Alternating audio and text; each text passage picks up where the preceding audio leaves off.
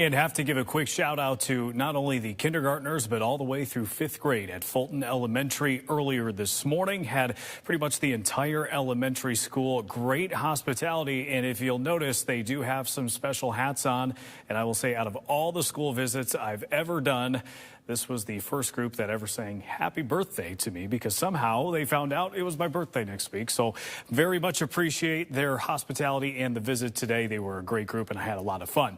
Your TV5 First Alert Super 7-Day shows that we've got rain and snow possibilities for tomorrow, but we do have some wind to go along with it. I'll pull that wind up so you can see it. We do have a wind advisory in place. That wind is likely going to be a little bit stronger right along our southern counties, where it could gust to up to about 45 miles per hour or so.